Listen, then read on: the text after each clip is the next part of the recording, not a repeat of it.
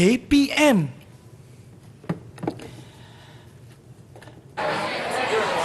Tak apalah, demi rezeki. Yang penting halal. Banyak kerja pun tak apalah. Okey. Banyak ni barang dekat sini. Assalamualaikum. Bang. Bang kenapa nampak pusing sangat saya? Apa ni bang? Mau tak usir. Kenapa ni? Macam ni, barang ni.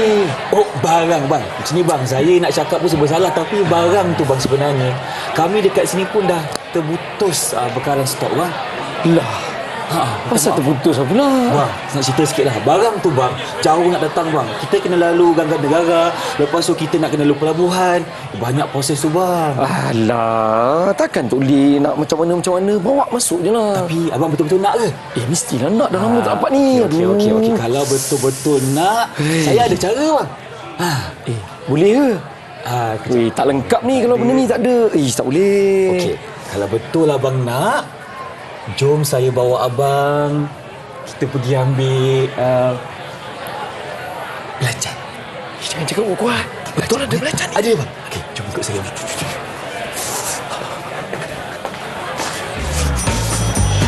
Ya, aku punya jatuh.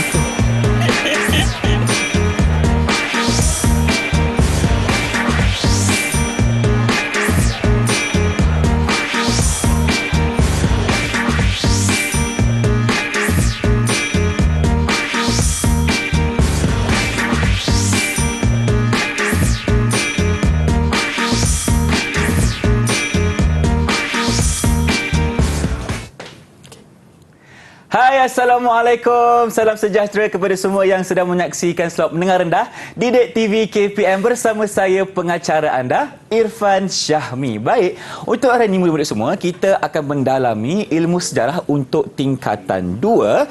Jadi untuk itu kita bawakan seorang guru yang cukup hebat, banyak pengalamannya. Kita persilakan Cikgu Muhammad Ridwan Abdul Hassani dari Sekolah Menengah Agama Datuk Kelana Petra Makmur, Seremban Negeri Sembilan. Assalamualaikum Cikgu, apa khabar? Khabar baik, Ivan. Dah lama kita tak jumpa Cikgu. Betul, lama Ivan. Kali ini kita bersua kembali untuk episod kali ini. Jadi kita juga bersama dengan seorang jurubahasa isyarat. Kita perkenalkan Cikgu Nurul Adina Rashid dari SK Pendidikan Khas Seremban Negeri Sembilan juga. Terima kasih Cikgu kerana bersama kami untuk episod kali ini. Baik Cikgu, seperti biasa untuk segmen ini kita juga bersama dengan murid-murid Cikgu. Betul. Ada berapa orang Cikgu untuk hari ini? Kali ini kita istimewa sikit. Okey. Kita bawa dua orang Dua yang orang. terbaik. Siapa mereka? Kita perkenalkan. Baik, mari kita perkenalan dengan murid kita. Kita mulakan dengan Kristina. Perkenalkan diri Kristina. Silakan. Hai, Assalamualaikum. Nama saya Waalaikumsalam. Kristina binti Muhammad Fizai. Hai, Assalamualaikum. Nama saya Kasinara Kemilia binti Muhammad Khairul. Baik, itulah dia murid-murid Cikgu dari Sekolah Menengah Agama Datuk Kelana Petra Makmur Negeri Sembilan. Cikgu kita ada dua, kita bersama dengan Kristina dan juga Kemilia. Ya, Jadi, betul. untuk hari ini kita bawakan topik yang cukup istimewa iaitu kegiatan ekonomi masyarakat Kerajaan Alam Melayu. Betul. Jadi sebagai pengenalannya, apa Cikgu? Sila. Baik. Sebenarnya kita tengah nak bercerita tentang kegiatan ekonomi masyarakat Alam Melayu. Tapi istimewanya di Alam Melayu ini, kegiatan ekonomi itu merupakan pembudayaan masyarakatnya. Maksudnya orang-orang di dalam Alam Melayu ini memang penghidupannya adalah ekonomi itu. Ekonomi itu Ekonomi itu adalah cara hidup mereka. Maksudnya semua orang berinteraksi di antara satu sama lain, dan segala yang berlaku dalam masyarakat mereka adalah daripada kegiatan ekonomi itu sendiri. Cikgu Ifrat tanya, tadi kita boleh lihat ada situasi di mana dua orang pada penjual pembeli nak beli belacan. Ya. Adakah itu juga salah satu contoh kegiatan ekonomi ketika itu Cikgu? Iya, tapi bukan belacan Bukan yang belacan. dijual sembunyi-sembunyi itu. Tetapi keadaan yang bahawa semuanya berlaku interaksi akibat daripada kegiatan ekonomi yang berlaku. Kalau tengok tadi, peniaga tu tak kenal pun dengan orang yang datang tu, tapi tiba-tiba tanya, interaksi berlaku kerana proses jual beli yang berlaku di antara mereka. Baik, kita teruskan. Mari kita tengok ya. Baik, di dalam kegiatan ekonomi masyarakat Melayu, kita akan menyelami daripada atas sampailah kepada bawah, iaitu kita mesti memahami kepada struktur pentadbiran Kerajaan Alam Melayu, yang mana ini merupakan asas yang menjadikan ekonomi itu sebagai corak dan gaya masyarakat Alam Melayu ketika itu. Jadi kalau kita tengok daripada slide yang ada kalau kita tengok kita ada sistem pemerintahan. Dalam segmen ini kita akan cerita tentang sistem pemerintahan, iaitu kita ada beraja, pusat dan wilayah, dan kemudian baru kita akan pergi kepada sistem keekonominya, kegiatan ekonominya.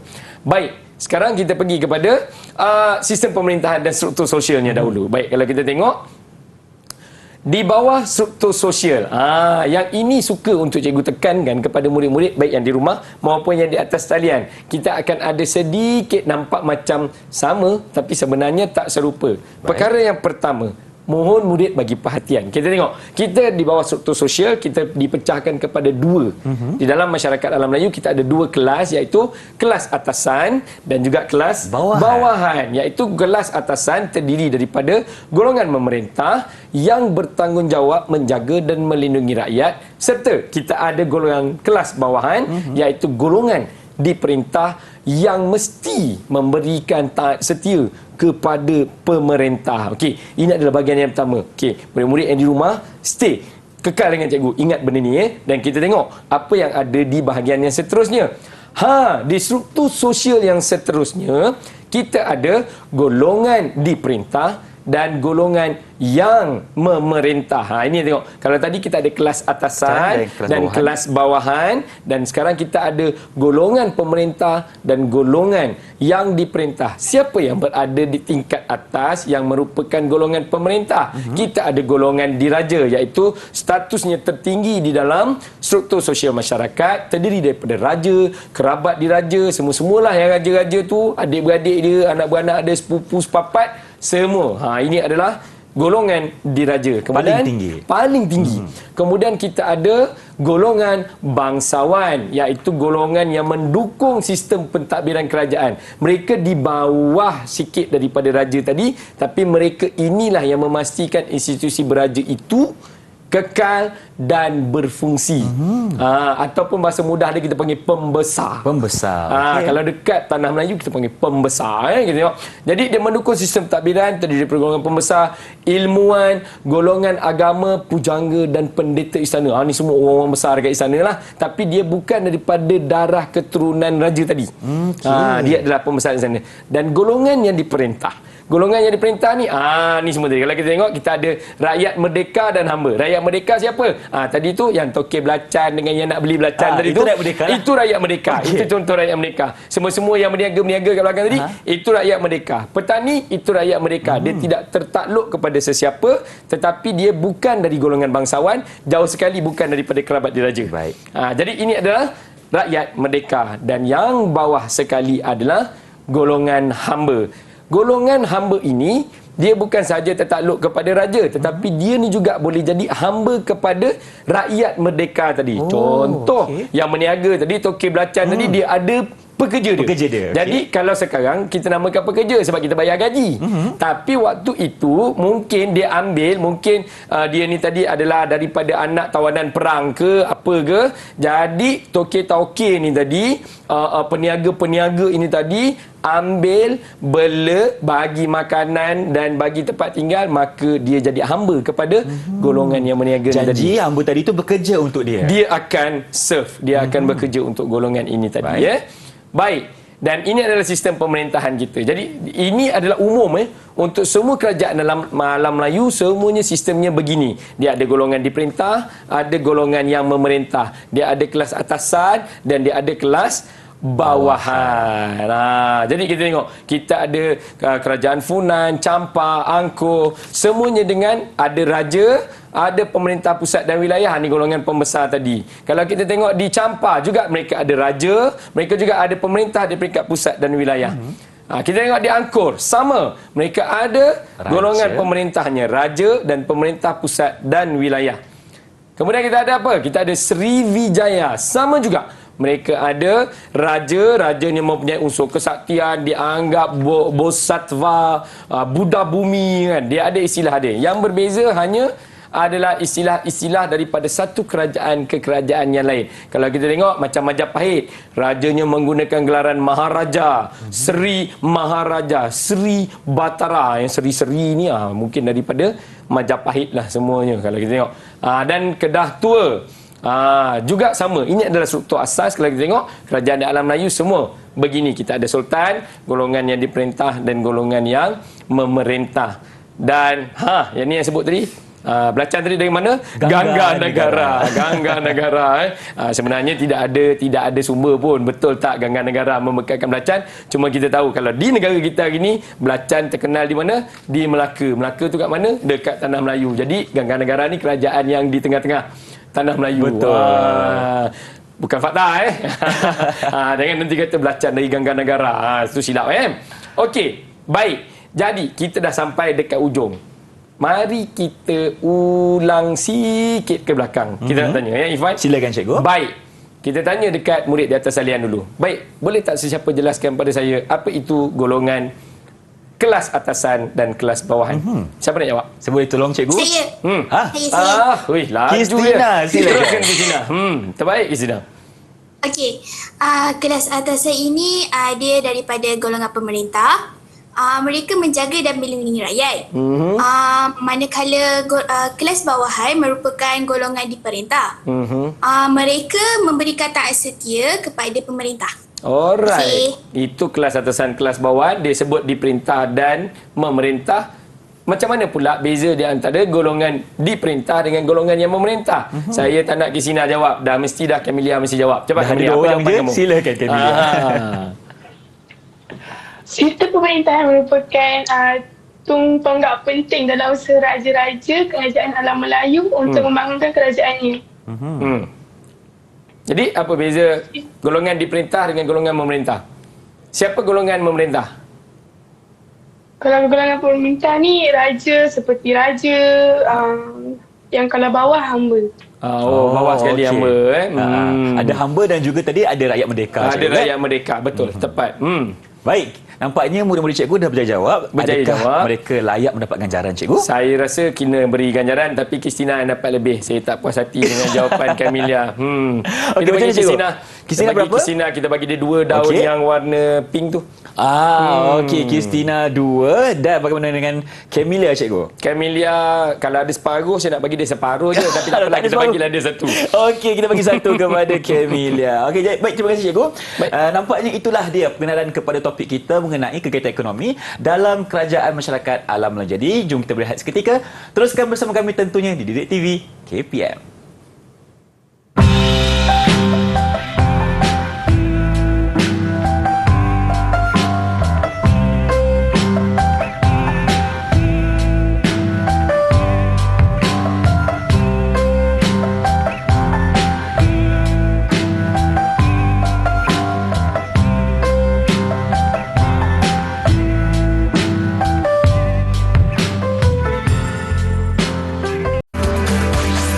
Didik TV KPM.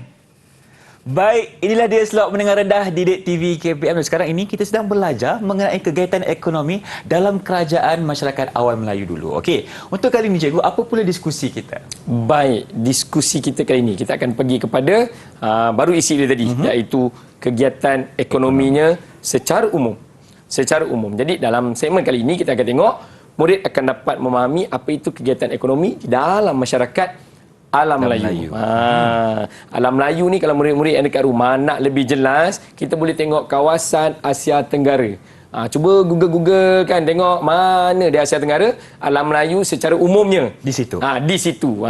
Tak tepat secara umum. Baik. Jadi kita tengok kegiatan ekonomi yang pertama. Yang duduk di bahagian yang paling atas kegiatan ekonominya adalah pertanian, bukan perdagangan. Sebab apa? Sebab kalau kita tengok kedudukan kerajaan Alam Melayu tadi adalah di tanah-tanah yang subur. Baik. Seperti kerajaan Champa, Funan berada di lembah sungai Mekong. Jadi lembah sungai ni memang kita tahu tanah dia subur. Betul. Dan kalau hari ini bila kita kata tentang Asia Tenggara ni, seluruh dunia tahu bahawa Asia Tenggara adalah syurga makanan. Jadi makanan ni datang daripada pertanian tadi, penternakan, tanaman dan sudah pasti makanan ruji kita di Asia hari ini adalah nasi. Jadi penanaman padi menjadi perkara yang paling penting. Kemudian di peringkat yang kedua baru kita ada perdagangan dan seterusnya. Macam saya pakai ni agak-agak macam nelayan tak? Kan? Macam sesuai juga cikgu Sesuai juga kan. Macam ni kan, macam-macam orang dekat Terengganu, Kelantan dulu-dulu kan, petang-petang main. Wow. Baik. Kemudian kita ada hasil hutan dan laut. Maksudnya mereka ni nelayan. Mereka ni nelayan dan di bawah sekali adalah perlombongan dan pembuatan. Jadi bukan kerana dia tak penting, tetapi ianya merupakan aktiviti yang agak sukar dilakukan dengan tingkat teknologi ketika itu. Perlombongan tidak dilakukan secara berleluasa mungkin kerana aktivitinya berat. Betul. Untuk dapatkan hasil yang banyak. Begitu juga dengan pembuatan. Sebab waktu tu semua orang tahu buat apa yang nak dijual. Kalau saya buat bakul, jiran sebelah rumah saya pun dia tahu buat bakul. Kenapa dia nak beli bakul kat saya? Dia boleh buat bakul dia sendiri kan. Tetapi kalau benda-benda yang lain, contoh macam pertanian, tidak ada orang yang dia lah tanam padi, dia lah ternak lembu, dia lah buat kolam ikan, dia lah nelayan, tak ada. Tak ada. Itu sebab pertanian duduk di tingkat paling atas. Ada orang bercucuk tanam sayur, ada orang menternak binatang, ada orang menanam mungkin tumbuhan-tumbuhan yang lain. Baik, kita pergi kepada yang paling utama iaitu makanan ruji masyarakat kita di alam Melayu ni iaitu nasi. Okey. Nasi. Okey, jadi kita tengok Kerajaan Funan, Champa dan Angkor. Funan dan Angkor ni terletak di lembah Sungai Mekong. Saya dah sebut dah tadi Okey, jadi tempatnya memang subur dan mempunyai pengairan yang baik, sumber airnya baik. Dan mereka ada selain daripada Sungai Mekong, mereka juga ada Tasik Tonle Sap yang membekalkan air kepada sawah-sawah mereka. Jadi pembinaan tali air atau barik menjadikan aktiviti pertanian di sana menjadi besar. Ramai orang yang mengusahakan. Mungkin setiap isi rumah ada petak padi dia sendiri untuk kegunaan sendiri. Siapa yang ada banyak mungkin jual lah. Okey, jual dan Champa, kalau kita tengok ketua air di setiap kampung menyelenggara ketua kampung menyelenggara air di setiap tu dengan daik dan benteng tembok yang panjang. Mereka buat macam ala-ala di kerajaan Rom tu dah macam longkang besar. Dia buat untuk mengalirkan air. Baik. Itu di Funan, Champa dan Angkor. Bagaimana dengan kerajaan yang lain? Kita juga ada Majapahit. Majapahit ni di Pulau Jawa. Kalau hari ni mungkin kita boleh sebut sebagai Indonesia. Baik, Pulau Jawa mempunyai tanah yang subur untuk pertanian. Sama juga seperti di Champa tadi. Sungai Bengawan Solo dan Sungai Berantas bekalkan air untuk padi dan sawah. Perlu diingat Irfan. Dia perlu diingat juga untuk murid yang di rumah. Kena faham, kerajaan alam Melayu semuanya di lembah sungai. Mereka tak ada pergi buat kerajaan duduk dekat atas gunung. Tak ada. Semua di lembah sungai saja. Majoriti semuanya di lembah sungai. Kerajaan-kerajaan yang utama semuanya di lembah sungai.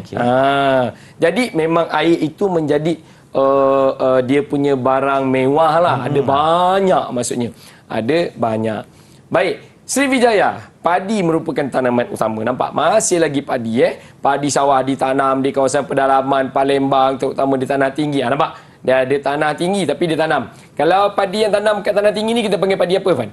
Padi huma. Padi huma ataupun lebih senang lah nak faham. Mungkin murid kat rumah padi huma. Apa tu kan? Apalah ni kan? Padi bukit. Padi bukit. Biasa orang lama kan? Orang lama. Kan? Padi bukit. Okey. Kemudian kita ada rempah ratus.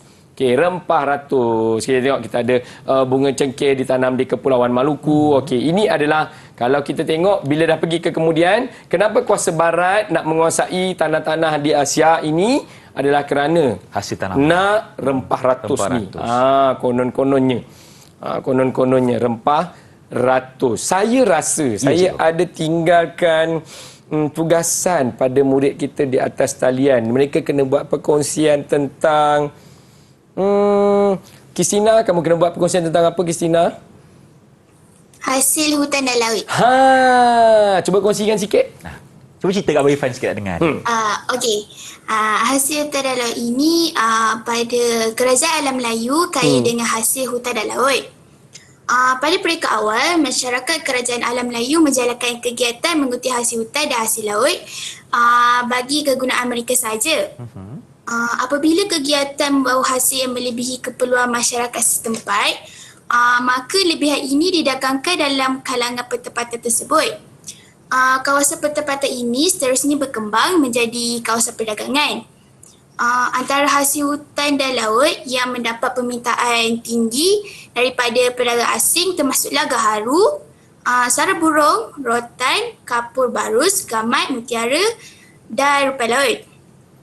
Okey, terdapat beberapa contoh hasil hutan iaitu gaharu, sarang burung, rotan dan kapur barus. Okey, gaharu digunakan sebagai bahan pewangi dan perubatan. Ia juga banyak didapati di hutan Sungai Mekong, Tanah Melayu dan Sumatera. Sarang burung layang-layang banyak didapati di Pulau Borneo dan digunakan untuk kesihatan dan perubatan.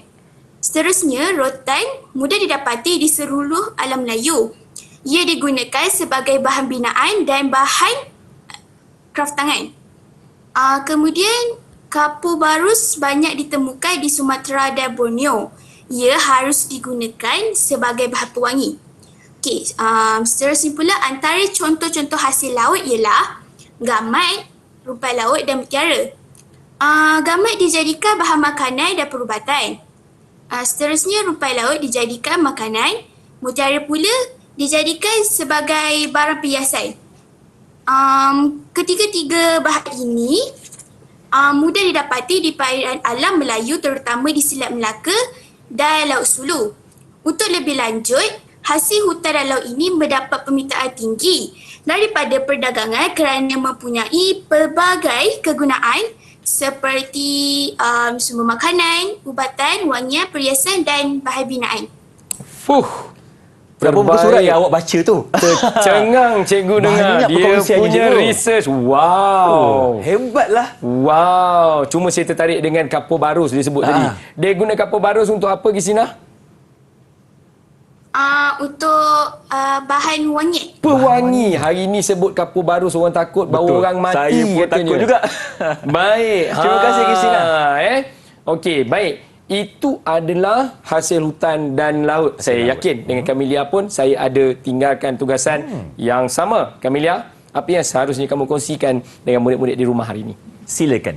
Okey, hari ni saya kongsikan pasal pertanian. Pertanian. Baik. Alam Melayu mempunyai tanah yang subur untuk kegiatan pertanian. Pada tahap awal, kegiatan pertanian bertujuan untuk menyara diri sahaja.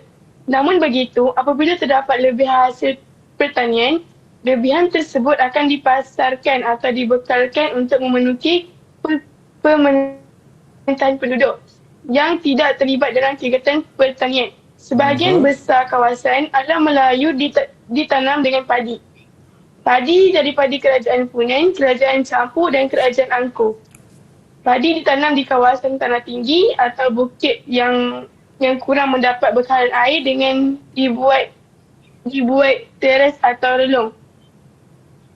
Selain itu juga terdapat juga rempah ratus. Rempah ratus yang terdapat di alam Melayu ialah bunga cengkeh, putih padi dan lada hitam. Bunga cengkeh ditanam di Kepulauan Melaka, buah Moluku, buah pala pula ditanam di Pulau Handak, manakala lada hitam ditanam di Sumatera dan Jawa. Baik, terima kasih. Kasih Kamelia. Kasih Kamelia. Pulau apa sebut tadi? Pulau Moluku. Pulau Moluku Moluku katanya. ke Pulau Malaku ke apa? Pulau macam mana? Pulau apa Pulau Kamelia? Maluku. Pulau Maluku. okey. Dengar tadi Moluku. Pulau Maluku. Baik cikgu, Betul. mereka dah berikan pendapat mereka mengenai kerja cikgu dah bagi tadi. Ya, betul. Jadi, berapa ganjaran untuk mereka cikgu? Wish, yang ini saya kena bagi banyak ni. Okey. Kena bagi kedua-duanya. Berapa cikgu kita nak bagi? Kita bagi dua. Dua. Kita bagi dua, tapi saya nak yang gold. Okey, yang emas cikgu Bagi emas. Yang emas tu. Kenapa emas cikgu? Kenapa emas? Nampak dia punya research tadi, dia punya penyelidikan. Kalau dia buat tesis boleh dapat master dah ni. Wah. Sebab kalau saya pun boleh dengar tadi, penjelasan dia berikan sangat terperinci. Ya, lengkap dengan ini yang suka untuk cikgu sebut untuk murid-murid di rumah bila berjumpa dengan soalan-soalan yang begini. Mungkin dalam ujian, mungkin dalam peperiksaan atau mungkin sekarang di tingkatan 2. Nanti bila nak jawab SPM nanti, mesti lengkapkan fakta. Betul. Huraiannya. Contoh, jangan ditinggalkan. Macam tadi dia sebut, contohnya kapur barus, contohnya bunga cengkeh. Dia sebut contoh yang spesifik begitu, memang terbaik lah. Sekolah mana tadi? Kan? Sekolah cikgu lah tu. Okey, Sekolah baik. saya. Cuba kita teruskan cikgu pembelajaran kita. Boleh kita Silakan. teruskan. Baik. Jadi tadi dia dah sebut tentang pertanian. Jadi kita ada juga kegiatan pertanian yang lain, iaitu kita tahu sebelum ni ada biskut bijan. Tapi kita tengok bijan dah siap je. Pernah tengok tak bijan tu macam mana? Jangan tak tahu bahawa bijan itu datang daripada alam Melayu atau kawasan kita lah, Asia Tenggara hari ni. Kita ada juga ke kacang, pernah makan kacang, cap tangan lah, cap penumbuk lah, cap selipar macam-macam. Macam mana rupa kacang tanah tu? Itu juga merupakan hasil daripada kawasan kita alam Melayu. Kita ada buah-buahan dah semestinya, dan kita ada tebu, kita ada pisang, kita ada apa. Ini semua juga merupakan hasil daripada kegiatan pertanian lain yang berlaku di alam Melayu. Macam tadi kita ada sawah, kita ada paya. Paya ini pun tempat, kalau sekarang dah jadi kolam lah. Betul. Dulu orang tak boleh nak buat kolam elok-elok, jadi paya tu tempat dia ternak ikan. Okey, kemudian kita ada perdagangan. Jadi kita dah ada tadi sumber. Kalau kita tengok tadi, Kristina telah kongsikan dengan kita hasil daripada hutan dan laut. Camelia juga telah kongsikan dengan kita hasil-hasil daripada pertanian. Kalau kita tengok ada banyak hasilnya. Jadi hasil-hasil ni ke mana perginya? Adakah ianya hanya untuk sara diri ataupun ianya dijadikan perdagangan? Sudah pasti ianya dijadikan perdagangan. Macam yang kita kata awal tadi, kegiatan ekonomi itu adalah cara hidup masyarakat di dalam alam Melayu. Jadi kita ada barangan alam Melayu yang menjadi tarikan pedagang luar. Macam kita kata tadi, rempah ratus, hasil hutan dan sebagainya. Jadi kedudukan alam Melayu yang berada di tengah-tengah antara perhubungan timur dan barat menyebabkan ianya menjadi tumpuan untuk mendapatkan segala barangan-barangan ini tadi. So menjadikan alam Melayu sebagai tempat perdagangan yang sangat strategik. Jadi kita ada pelabuhan Oyo di Funan, kita ada pelabuhan di Palembang, kita ada pelabuhan Tuban, Sidayu, Gresik di Surabaya. Kita juga ada pelabuhan Turan, kita ada ke pelabuhan Yasodara Perpura di Angkor, kita ada pelabuhan Sungai Mas dan Pangkalan Bujang di Kedah Tua. Dan kita ada pelabuhan Pangkalan Lembah Kinta, Tanjung Rambutan, Bido dan Sungai Siput di Gangga Nagara. Jadi kalau kita tengok, pedagang dari luar seperti China, India, Arab dan Parsi datang untuk dapatkan kalau contoh tadi kayu gaharu. Betul. Kalau hari ini mungkin popular bakhor, bakar kayu tu untuk dapatkan wangian. Dan ini adalah diperlukan ketika itu mungkin daripada orang-orang Arab. So mereka nak dapatkan kayu gaharu ni datang ke alam Melayu. Ini hasil hutan dan laut tadi yang dikongsikan oleh kawan kita. Kita ada gaharu, kita ada sarang burung, kita ada rotan, kita ada kapur barus. Hasil hutan dan laut yang dikongsikan tadi. Nampak ini semua contoh-contoh yang diberikan sangat baik. Itu sebab saya kata kena bagi 2 emas untuk mereka. Hasil penyelidikan yang baik. Dan yang terakhir, perlombongan. Ini yang kita kata tadi, duduk di bahagian yang paling bawah tadi kan. Kerana ianya adalah satu kerja. Yalah, nak gali tanah, betul, nak keluarkan benda yang tersimpan dalam tanah, nak mendulang waktu tu menggunakan cara tradisional, mendulang dan sebagainya untuk dapatkan hasil-hasil ini. Jadi nampak tu, di Champa dia ada pegunungan Hue untuk dapatkan emas. Kita ada Indrapura, kawasan antara Amarati dan Vijaya di Perak. Angkor nampak untuk dapatkan biji besi dan sebagainya. Jadi perlombongan-perlombongan ini tidak mudah dijalankan ketika itu. Yalah, nak keluarkan besi. Betul. Mungkin alatan yang digunakan mungkin kayu je, nak korek besi. Jadi menyebabkan tidak ramai orang yang buat dan ianya menjadi aktiviti ekonomi yang paling bawah kerana kurang orang buat. Bukan dia tak diperlukan, kerana kurang orang buat. Sebab itulah mereka fokuskan kepada pertanian, cikgu. Betul. Tetapi jangan kita lupa, maklumat di luar buku teks, kalau di Kedah Tua kita ada kerajaan Sungai Batu ketika itu yang memang terkenal dengan peleburan biji besi yang membekalkan alatan berasaskan besi ke seluruh dunia, hingga ada bukti-bukti tinggalan-tinggalan yang membuktikan bahawa berlaku hubungan dengan kerajaan Rom.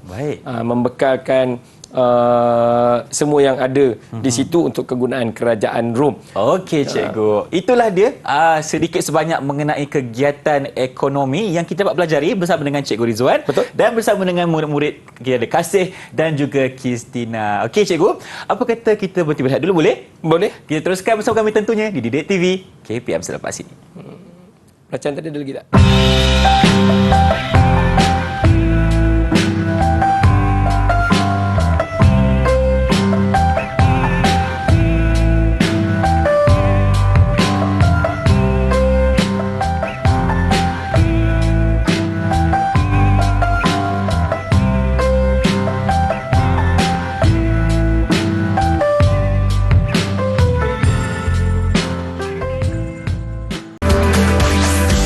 Didik TV KPM.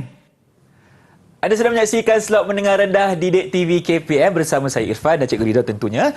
Sekarang kita tengah belajar mengenai mata pelajaran sejarah tingkatan 2 mengenai kegiatan ekonomi dalam kerajaan alam Melayu. Jadi untuk segmen kali ini Cikgu, kita nak bawakan topik apa pula? Kita nak bawa topik apa? Bila ada kegiatan ekonomi, sudah pasti adanya komunikasi. Betul. Bila ada komunikasi, bila ada ekonomi, ada orang berniaga, selain daripada cakap jual barang macam jual belacan tadi, mesti ada rekod.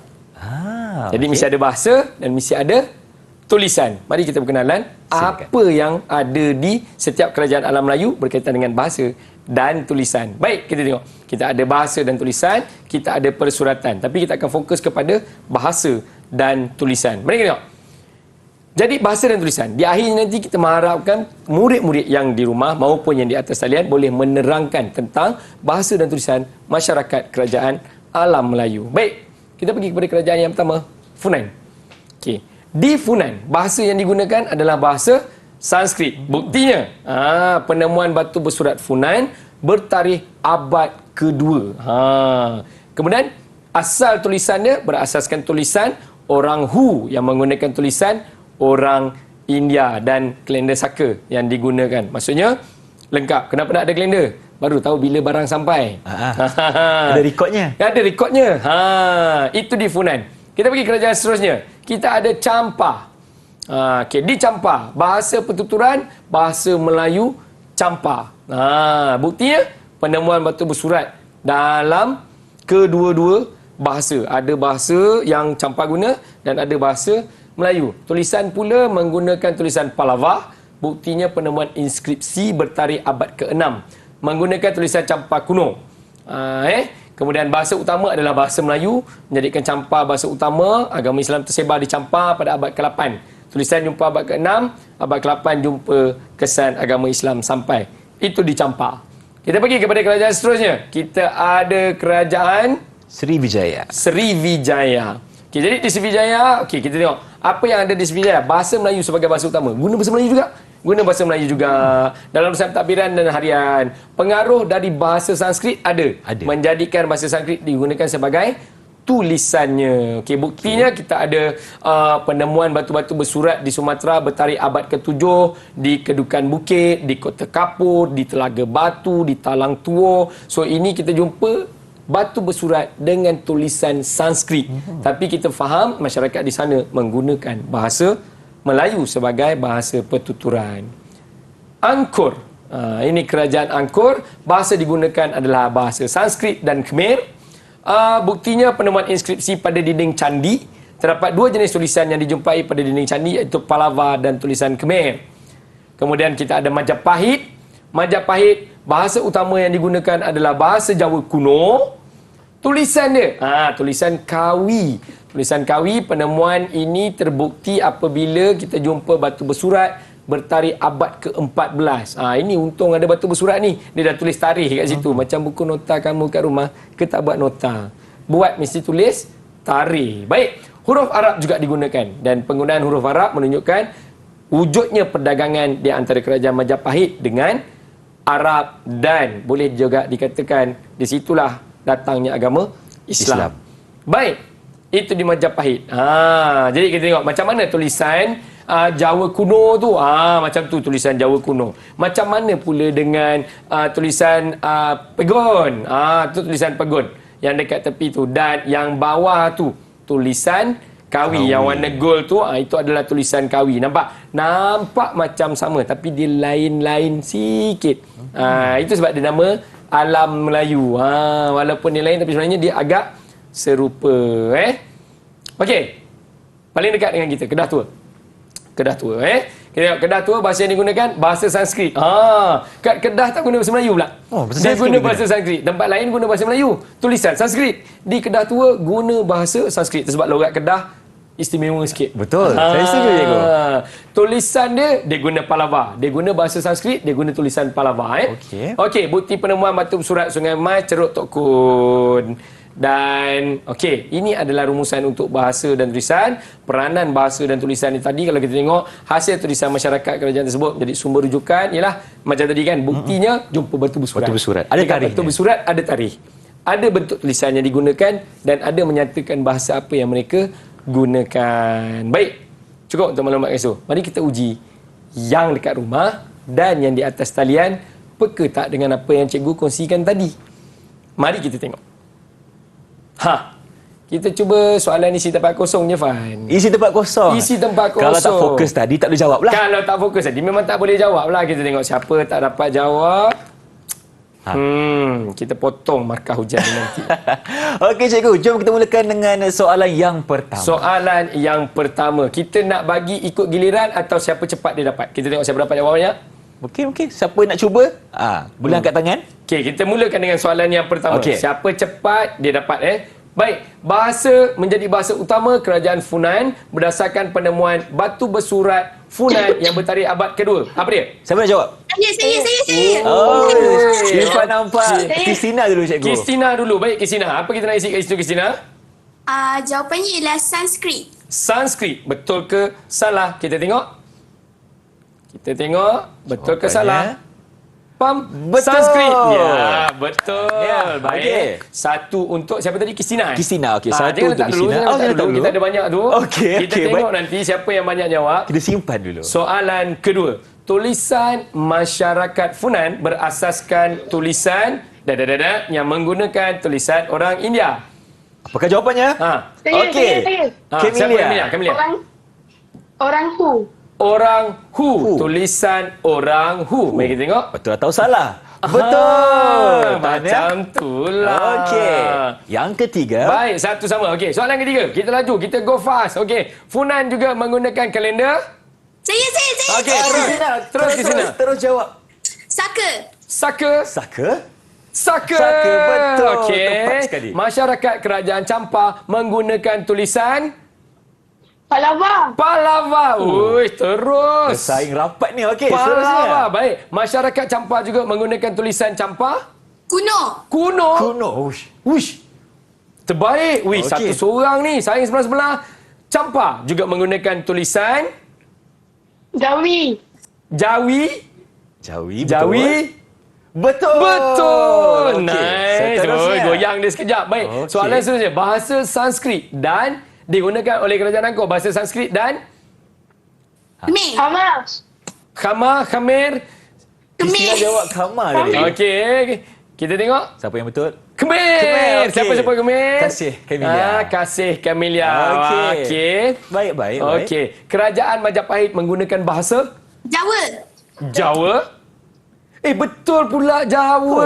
Hebatlah murid-murid cikgu ni. Baik. Okey. Selepas Okey, ada kedatangan Islam, kerajaan Majapahit mula menggunakan huruf Arab.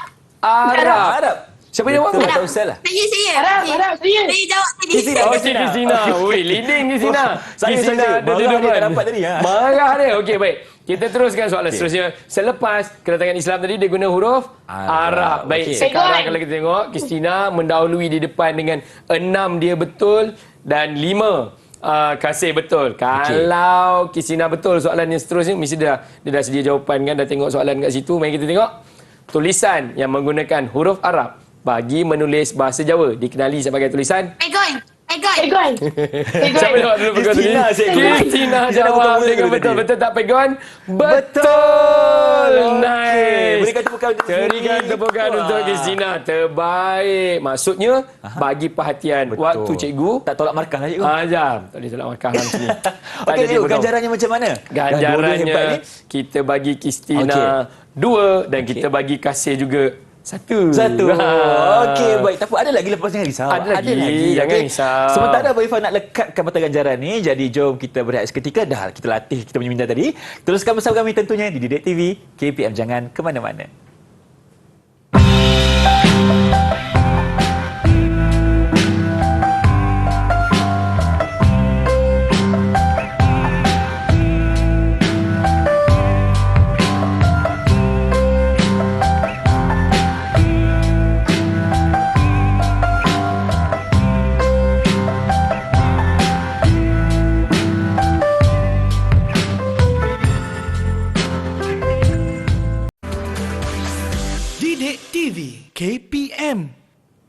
Bersama kami dalam Didik TV KPM untuk slot menengah rendah. Untuk hari ini kita sedang belajar mengenai sejarah. Baik cikgu, kalau kita menjelajah di serata dunia, contohnya di Indonesia dan juga di Thailand misalnya, kita boleh lihat ada peninggalan seni bina oleh kerajaan alam Melayu, betul cikgu? Betul. Jadi untuk segmen kali ini kita akan membicarakan tentang itu. Jadi cikgu, jom kita mulakan. Baik, betul macam yang Irfan cakap tu. Kalau kita tengok, bila kita tengok je binaan yang ada ni, kita kenal, oh ni macam bangunan Siam. Betul. Oh ni macam bangunan Indonesia. Oh ni macam bangunan Vietnam. Kita akan nampak identiti di sebalik seni bina itu tadi. Oleh kerana itulah, di dalam ekonomi itu, kita akan melihat seni bina sebagai salah satu faktor kerana ianya merupakan kesan daripada aktiviti ekonomi yang berlaku. Ialah, kalau macam kita pergi ke tempat lain, sudah pasti ada seni bina yang kita bawa menunjukkan kita. Bila kapal nak berlabuh, sudah pasti bendara akan pergi tengok, oh ada banyak kapal daripada Siam. Oh ada banyak kapal daripada Champa contohnya. Daripada mereka kenal, daripada bentuk kapal, layar dan sauh yang mereka gunakan. Dan jangan tertukar, seni bina bukan hanya pada binaan bangunan, tetapi termasuklah perlabuhan, kapalnya dan sudah pasti binaan-binaan yang terkenal seperti candi. Mungkin murid-murid di rumah selalu dengar candi dan sebagainya. Baik, kita pergi kepada seni bina. Kita tengok Silakan. Seni bina, pada akhirnya kita berharap murid di rumah dan yang di atas talian boleh menerangkan tentang seni bina masyarakat kerajaan alam Melayu. Baik, seni bina merupakan suatu seni.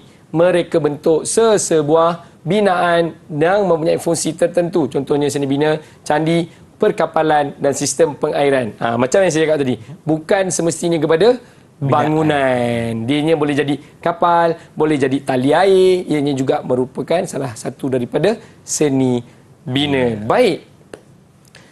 Rasanya ada banyak homework yang cikgu tinggalkan pada murid-murid kita di atas salian, dan antaranya hari ini kita nak sebut tentang pengairan. Siapa yang cikgu tugaskan untuk cari maklumat tentang seni bina sistem pengairan?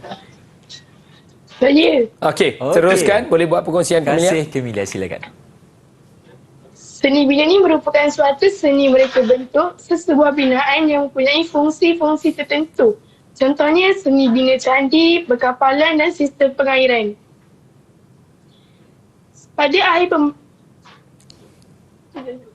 Untuk sistem pengairan, Sistem pengairan Kamilia. ni seperti kerajaan Funan. Seperti yang pertama perkapalan, kedua sistem pengairan, ketiga candi. Sistem pengairan diminda untuk mengawal limpahan air, juga berfungsi untuk mengalirkan air masih keluar dari tanah pertanian. Okey, itu sistem pengairan. Baik, candi pula, macam mana candi? Okey, candi merupakan seni bina masyarakat kerajaan Champa, dapat dilihat melalui binaan candinya. Antara candi kerajaan Champa yang masyhur termasuklah kompleks candi di Lembah Mison, Dung Dong dan Po Naga. Dijumpa candi dekat Champa je. dekat Champa. Baik, kita tengok. Sebenarnya ada juga di tempat lain. Kalau kita tengok seni bina di kerajaan Funan, mereka ada perkapalan, mereka juga ada sistem pengairan dan mereka juga ada candi. Ini tiga memang menjadi faktor kepada semua kerajaan yang ada. Semua kerajaan ini mempunyai seni bina perkapalan, pengairan dan juga candi. Ini Funan. Kita tengok kerajaan yang lain. Kerajaan Angkor juga mempunyai sistem pengairan dan candi. Kenapa mereka tak ada perkapalan? Kerana tempat kerajaan ini terbentuk jauh ke tengah daratan. Kita tengok kerajaan yang lain. Kerajaan Angkor. Tu ada juga perkapalan dia. Sebab tempat dia tadi ada juga air. Mungkin kapalnya bukan dekat laut tapi juga di sungai. Baik. Seni bina seterusnya, kerajaan Champa. Kalau kita tengok di kerajaan Champa, seni bina masyarakat dapat melalui binaan candi. Nampak candi dia berlainan. Walaupun setiap kerajaan tadi ada candi, tapi candinya berbeza-beza di antara satu kerajaan dengan satu kerajaan yang lain. Ini yang disebut oleh Kristina tadi. Dong Duong katanya. Dong Duong. Ada gambar dia dekat situ. Tu Dong Duong yang dekat sana tu. Okey cikgu, tadi berdasarkan jawapan yang diberikan oleh Kristina dan juga Kamilia, kita nak bagi ganjaran juga ke? Kita nak bagi ganjaran, boleh bagi ganjaran, tapi Macam mana cikgu? Berapa untuk Camellia dan untuk Christina? Mungkin masa yang diberikan tak cukup, jadi kita bagi dia satu-satu. Maklumatnya tergantung. Kita bagi satu Camellia dan satu Christina. Okey cikgu, jom kita teruskan. Kita teruskan. Baik. Kita ada Kerajaan Srivijaya juga mempunyai candi, iaitu Candi Muara Takus dan Candi Muara Jambi. Kita juga di Srivijaya kita ada perkapalan. Di Majapahit juga ada candi, Candi Tikus di Jawa Timur, Candi Cetor di Jawa Tengah. Kerajaan Majapahit juga membawa binaan-binaan yang lain. Tadi kita ada perkapalan, kita ada sistem saliran dan kita ada candi. Tapi dekat Kerajaan Majapahit mereka buat pintu gerbang. Istimewa sikit. Apa fungsi pintu gerbang ni cikgu? Pintu gerbang ni mungkin ianya menunjukkan kemegahan. Sebab ini adalah pintu masuk, tempat orang masuk. Wah, nampak pintu gerbang dia tersergam. Wah, hebatnya. Itu yang pertama kali orang nampak kan? Ya, sampai nak masuk. Wah, pintu gerbang dia. Wah. Lambang kemegahan kerajaan Lambang kemegahan kerajaan tersebut. Baik. Dan di Kedah Tua tidak ketinggalan juga mempunyai binaan candi bagi agama Hindu, Buddha yang berada di Lembah Bujang, dan tinggalan candi Buddha yang masyhur seperti di Bukit Coras, di Pendiat dan Bukit Meriam. Di Kedah Tua juga terdapat binaan arca Hindu dan tinggalan candi Hindu yang masyhur. Selain itu, yang terakhir tadi kita dah sebut sampai Kedah Tua, sudah pasti selepas itu adalah Gangga Nagara, penemuan patung Buddha yang diperbuat daripada gangsa. Setinggi 18 meter di Tanjung Rambutan merupakan antara bukti seni bina kerajaan Gangga Negara dan penemuan beberapa binaan patung Buddha lain di Sungai Siput dan Pengkalan. Seni bina arca tersebut menerima pengaruh daripada kerajaan Gupta dan India. Boleh sebut bunyi itu pun macam Gangga Nagara, macam belah-belah India kan. Jadi memang tinggalannya adalah bercirikan ke sana. Okey, maknanya ada unsur-unsur seni bina India di sana cikgu. Betul. Ya? Okey cikgu, kita pun dah mendalami dari segi seni bina yang kita dapat mengetahui dalam kerajaan alam Melayu ini. Jadi untuk itu ada lagi tak perkongsian cikgu? Mungkin sedikit lagi.